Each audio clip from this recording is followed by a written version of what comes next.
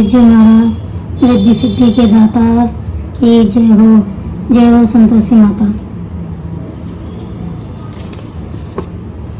एक बुढ़िया के 7 बेटे थे, 6 बेटे कमाने वाले थे और एक बेटा निकम्मा था।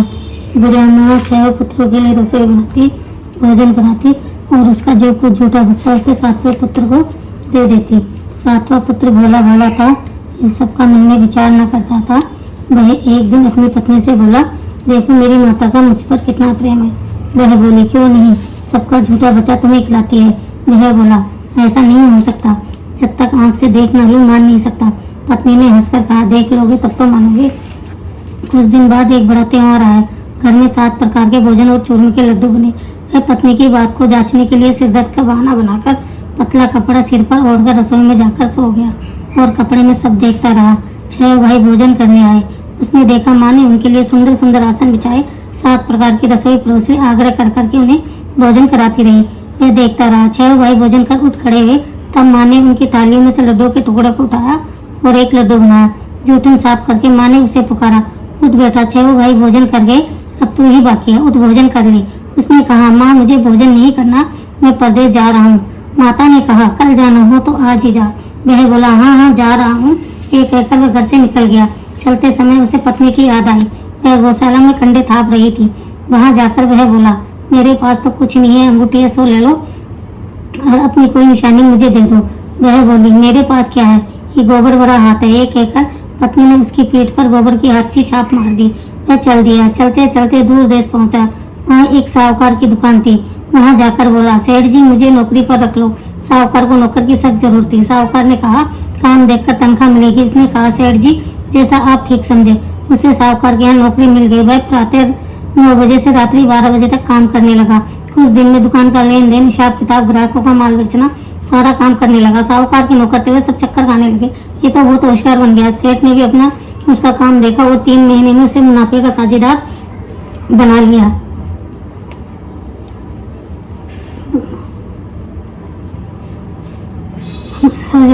परिश्रम करते करते 12 वर्ष में नगर का नामी सेठ बन गया और सेठ ने अपना सारा कारोबार उस पर छोड़कर बाहर चला गया। इधर उसकी पत्नी पर क्या बीती सुनो। सास ससुर उसे दुख देने लगे। सारी गृहस्थी का काम करवाकर उसे लकड़ी लेने जंगल में बेचते। 20-20 घर के रोटियों की आटे की जो भुस्सी निकलती उसकी रोटी बनाकर रख दी जाती। फूटे नारियल के नरेली में पानी दिया जाता। इस तरह दिन बीतते रहे। एक दिन वह जंगल में लकड़ी लेने जा रही थी कि रास्ते में बहुत सी स्त्रियों को संतोषी माता का व्रत करती दिखाई दी। वह वहाँ खड़ी होकर पूछने लगी, बहनों ये तुम किस देवता का व्रत करती हो और इसके करने से क्या फल होता है? इस व्रत की करने की क्या विधि है? यदि तुम अपने इस व्रत का विधान मुझे समझाकर कहोगी तो मैं तुम्हारा बड़ा एहसान मानूंगी। उनमें से एक स्त्री बोली, सुनो ये संतोषी माता का व्रत है। इसके करने से निर्धनता दरिद्रता का नाश होता है, लक्ष्मी आती है, मन की चिंताएं दूर होती है, घर में सुख होने से मन प्रसन्नता और शांति मिलती है, निपुत्री को पुत्र मिलता है, प्रीतम बाहर गया तो शीघ्र लौट आता है, कुंवारी कन्या को मनपसंद वर मिलता है, राजदरबार में बहुत दिनों से मुकदमा चलता हो तो खत्म हो जाता है, कलह क्लेश की निवृत्ति हो, सुख शांति हो, घर में धन जमा हो, धन जायदाद का लाभ होता है तथा और भी मन में जो कुछ कामना हो सब संतोषी माता की कृपा से पूरी हो जाती है, इसमें संदेह नहीं है। वह पूछने लगी, व्रत कैसे किया जाता है ये भी तो बताओ, तो बड़ी कृपा होगी। वह स्त्री कहने लगी, बिना परेशानी श्रद्धा और प्रेम से जितना बन सके उतना प्रसाद लेना, 5.25 पैसे 5.25 आने तथा इससे ज्यादा शक्ति और भक्ति के अनुसार गुड़ चना ले। हर शुक्रवार को निरा देकर कथा कहना सुनना, इसके बीच कर्म टूटे नहीं, लगातार नियम पालन करना, सुनने वाला कोई न मिले तो घी का दीपक जलाकर उसके आगे जल का पात्र रखकर कथा कहना, परंतु नियम न टूटे। जब तक कार्य सिद्ध न हो नियम पालन करना और कार्य सिद्ध हो जाने पर व्रत का उद्यापन करना। 3 मास में माता पूरा फल प्रदान करती है। यदि किसी के खोटे गिरोह हो तो भी माता 1 वर्ष में अवश्य सिद्ध करती है। कार्य सिद्ध होने पर उद्यापन करना चाहिए। बीच में उद्यापन में 2.5 सेर आटे का खाजा तथा इसी अनुसार खीर तथा चने का साग बनाना, 8 बच्चों को भोजन कराना, जहाँ तक मिले देवर जेठ भाई बंधु कुटुंब के लड़के लेना, नहीं मिले तो रिश्तेदार पड़ोसियों के लड़के बुलवाना, उन्हें भोजन कराना, यथा शक्ति दक्षिणा दे, माता का नियम पूरा करना, उस दिन घर में कोई खटाई न खाए। यह सुन वे वहाँ से चल दी। रास्ते में लकड़ियों को बोझ को बेच दिया और उन पैसों से गुड़चना ले माता के व्रत की तैयारी कर आगे चली। सामने एक मंदिर देखा, लोगों से पूछने लगी, ये मंदिर किसका है? सब कहने लगे संतोषी माता का मंदिर है। ये सुन वे माता के मंदिर में जा माता के चरणों में लौटने लगी, विनती करने लगी, माँ मैं दीन हूँ, निकट मूर्ख हूँ, व्रत के नियम कुछ नहीं जानती, मैं बहुत दुखी हूँ। है माता जगत जननी मेरा दुख दूर कर, मैं तेरी शरण में हूँ। माता को दिया ही एक शुक्रवार बीता कि दूसरे शुक्रवार को इसके पति का पत्र आया और तीसरे शुक्रवार को उसका भेजा हुआ पैसा आ पहुंचा। ये देखकर जेठानी मुझे छिड़कने लगी, इतने दिनों बाद इतना पैसा आया, इसमें क्या बढ़ावा। लड़के ताने देने लगे। काकी के पास अब पत्र आने लगा, रुपया आने लगा। अब तो काकी के खाते बढ़ेगी, अब तो काकी बुलाने से नहीं बोलेगी। बेचारी सरलता से कहती है, भैया पत्र आया, रुपया आया, हम सबके लिए अच्छा है। ऐसा कहकर आंखों में आंसू भरकर संतोषी माता के मंदिर में जा माता श्री के चरणों में गिरकर रोने लगी। माँ, मैंने तुमसे पैसा नहीं मांगा, मुझे पैसे से क्या काम है, मुझे तो अपने स्वाग से काम है। मैं तो अपने स्वामी के दर्शन और सेवा मांगती हूँ। तब माता प्रसन्न होकर कहा, जा बेटी, तेरा स्वामी जल्दी आ गया। सुनी खुशी से बावली होकर घर आकर काम करने लगी। संतोषी माता विचार करने लगी, बोली, पुत्री को मैंने कह तो दिया तेरा पति शीघ्र आएगा, पर आएगा कहाँ से? वह तो उसे सपने में भी याद नहीं करता, उसे इसकी याद दिलाने मुझे जाना पड़ेगा। संतोषी माता उस बुढ़िया के बेटे के पास जा सपने में प्रकट होकर कहने लगी, साहूकार के बेटे सोता है जागता? उसने कहा, माता सोता भी नहीं हूँ, जागता भी नहीं हूँ, बीच में कहिए क्या आज्ञा है? माँ ने कहा, तेरा घर बार है या नहीं? वह बोला, मेरा सब कुछ है माता, माँ बाप भाई बहन पत्नी क्या कमी है? माँ बोली, पुत्र तेरी घरवाली कष्ट उठा रही है। वह बोला, हाँ माता, ये तो मुझे मालूम है, परंतु जाऊँ कैसे? प्रदेश की बात है, लेन देन का कोई हिसाब नहीं, कोई जाने का रास्ता नजर नहीं आता, कैसे चला जाऊँ? माँ कहने लगी, मेरी बात मान, सवेरे नहा धोकर संतोषी माता का नाम ले, घी का दीपक जला, दंडवत कर और दुकान पर जा बैठना। देखते देखते तेरा लेन देन चुक जाएगा, जमा माल बिक जाएगा, सांझ होते होते धन का ढेर लग जाएगा। वह अगले दिन सुबह बहुत जल्दी उठा। उसने अपने मित्र बंधुओं परिचितों सपने माता द्वारा कही गई बात कह सुनाई। वह सब उसकी बात सुनकर उसके खिल्ले उड़ाने लगे। वह कहने लगे, कई सपने की बात भी सच्ची होती है कभी।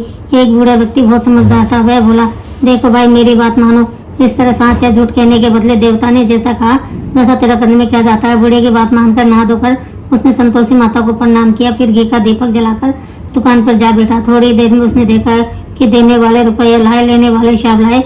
कोठी में बड़ा सामान खरीदार नगद दाम में सौदा करने लगे। शाम तक धन का ढेर लग गया। वह चमकृत हुआ, मन में संतोषी माता का नाम ले प्रसन्न हो घर जाने के वास्ते गहना कपड़ा सामान खरीदने लगा। सब काम से निपट अपने घर को रवाना हुआ। यहाँ उसकी पत्नी बेचारी जंगल में लकड़ी लेने गई। लौटते वक्त थक जाने के कारण संतोषी माता के मंदिर में विश्राम करने बैठ गई। तो उसका रुकने का रोज का स्थान था। धूल धूल उड़ती उसने माता से पूछा, हे माता, ये धूल कैसे उड़ रही है? माँ ने कहा, हे पुत्री, तेरा पति आ रहा है। अब तो ऐसा कर, लकड़ियों को 3 बोझ बना, एक नदी के किनारे रख, दूसरा मेरे मंदिर पर और तीसरा अपने सिर पर रख। तेरे पति को लकड़ी का गट्टा देख मुँह पैदा होगा, वहाँ रुकेगा, नाश्ता पानी बना खाकर वहाँ से मिलने जाएगा। तू लकड़ी का बोझ उठाकर जाना और बीच चौक में गट्टा डालकर 3 आवाज जोर से लगाना, लो सासू जी लकड़ियों गट्टा लो, भूसे की रोटी दो, नारियल के कोपरे में पानी दो, आज कौन मेहमान आया। संतोषी माँ की बात सुनकर वह बहुत अच्छा माता जी कहकर प्रसन्न मन से लकड़ियों के 3 गट्टे बना लाई। एक नदी के तट पर, दूसरा माता के मंदिर में रखा।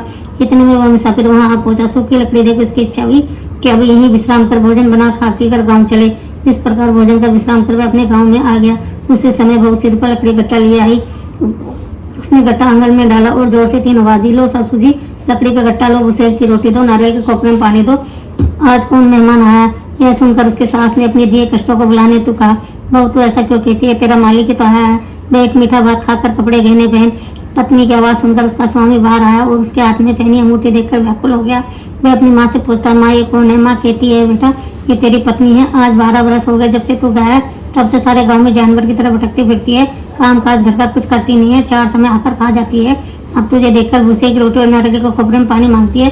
वह लज्जित होकर बोला, ठीक है माँ, मैंने इसे भी देखा और तुम्हें भी देखा, अब मुझे दूसरे घर की चाबी दो, मैं उसमें रहूंगा। ठीक है बेटा, जैसी तेरी मर्जी, कहकर माँ ने ताले को उच्च बेटे के सामने रख दिया। उसने दूसरे घर को खोलकर सारा सामान जमाया। एक ही दिन में राजा के महल जैसे ठाट बाट बन गया। क्या था, सुख भोगने लगी। अगला शुक्रवार आया। पति ने अपनी पत्नी से कहा, मुझे संतोषी माता को उद्यापन करना। उसका पति बोला, बहुत अच्छा, खुशी से कर लो। वह उद्यापन की तैयारी करने लगी। जेठ के लड़कों को भोजन को कहने गई, उन्होंने मंजूर किया, परंतु पीछे से जेठानी ने अपने बच्चों को सिखा दिया, देखो रे, भोजन के समय सब लोग खटाई मांगना, जिससे इसका उद्यापन पूरा न हो। लड़के भोजन करने आई, खीर पेट भर कर खाई, परंतु बाद याद आते ही कहने लगे, हमें कुछ खटाई खाने को दो, खीर खाना हमें भाता नहीं। देखकर रुचि होते भोजन लड़के उठ खड़े हुए, बोले, पैसे लाओ। भोली बहू कुछ ने जानती नहीं थी, उन्होंने पैसे दे दिए। लड़कों ने बाजार जाकर उन पैसों से मिल खरीदी और खाई। ये देखकर बहू माता जी का क्रोध किया। राजा के दूत इसके पति को पकड़कर ले गए। जेठ जेठानी मनमान खोटे वचन कहने लगे, लूट लपाट कर धन इकट्ठा कर लाया था, सो राजा के दूत उसे पकड़ कर ले गए। अब सब मालूम हो जाएगा जब जेल की रोटी खाएगा। बहू से वचन सहन हुए। वह संतोषी माता के मंदिर में गई और कहने लगी, माता तुमने क्या किया? आशा करके रुलाने लगी। माता बोली, पुत्री तूने उद्यापन करके मेरा व्रत भंग किया, इतनी जल्दी सब बात बुला दी। वह कहने लगी, माता बोली, तूने कुछ अपराध किया है, मुझे तो लड़कों ने भूल में डाल दिया है, मैंने उन्हें भूल से पैसे दे दिए, मुझे क्षमा करो। माँ बोली, ऐसी कहीं भूल होती है? मैं बोली, माँ अब भूल नहीं होगी, अब बताओ मेरे पति कैसे आएंगे? माँ बोली, पुत्री जा, तेरा पति तुझे रास्ते में आता मिलेगा। वह मंदिर से निकल कर बाहर आई तो रास्ते में उसे अपना पति आता हुआ मिला। उसने पूछा, तुम कहाँ गए थे? वह कहने लगा, इतना धन जो कमाया था उसका कर राजा ने मांगा था, वह भरने गया था। वह प्रसन्न होकर बोला, भला हुआ, अब घर चलो। फिर अगला शुक्रवार आया। वह बोली, मुझे माता को उद्यापन करना। पति ने कहा, ठीक है, करो। वह फिर जेठ के लड़कों को भोजन को कहने गई। जेठानी ने उसे एक दो बात सुनाई और लड़कों को सिखा दिया कि तुम पहले ही खटाई मांगना। जिस लड़के भोजन करने बैठे, परंतु भोजन करने से पहले कहने लगे, मैं खीर पूरी नहीं भाती, जी बिगड़ता, कुछ खटाई खाने को दो। बहू बोली, खटाई खाने को नहीं मिलेगी, खाना हो तो खाओ। उनके उठकर चले जाने पर उसने ब्राह्मण के लड़के को बुलाकर भोजन कराया। दक्षिणा की जगह एक एक फल उपहार में दिए। इससे संतोषी माता प्रसन्न हो गई। बोलो संतोषी माता की जय। माता की कृपा से 9 माह बाद उसके चंद्रमा के समान एक सुंदर पुत्र प्राप्त हुआ। पुत्र को लेकर वह प्रतिदिन संतोषी माता के मंदिर में जाने लगी। माँ ने सोचा कि रोज आती है, आज क्यों न मैं इसके घर चलो, इसका आसरा देखो तो सही। यह विचार कर माता ने भयानक रूप बनाया। गुड़ और चने से सनामुख ऊपर सूंड के समान हो, उस पर मक्खियां बिन बना रही थी। दहलीज पर पैर रखते उसके साथ चिल्लाई, देखो रे, कोई चुड़ैल डाकनी चली आ रही है, लड़को इसे भगाओ, नहीं तो सबको खा जाएगी। लड़के डरने लगे, चिल्लाकर खिड़की बंद करने लगे। बहू रोशनदान से देख रही थी, प्रसन्नता से पागल होकर चिल्लाने लगी, आज मेरी माता मेरे घर आई है। कहकर दूध पीते बच्चों को गोद से उतार दिया। इस पर उसके सास क्रोध भरकर बोली, मेरी रानी इसे देखकर कैसे उतावली है जो बच्चों को पटक दिया। इतने माँ के प्रताप से जहाँ देखो वहाँ लड़के लड़के नजर आने लगे। बहू बोली, माँ जी, मैं जिनका व्रत करती हूँ यह संतोषी माता है। इतना कह झट से उसने सारे किवाड़ खोल दिए। सबने माता के चरण पकड़ लिए और विनती कर कहने लगे, हे माता, हम मूर्ख ज्ञानी है, तुम्हारे व्रत की विधि हम नहीं जानते। तुम्हारा व्रत भंग करके हमने बड़ा अपराध किया है। हे माता, आप हमारे अपराधों को क्षमा करो।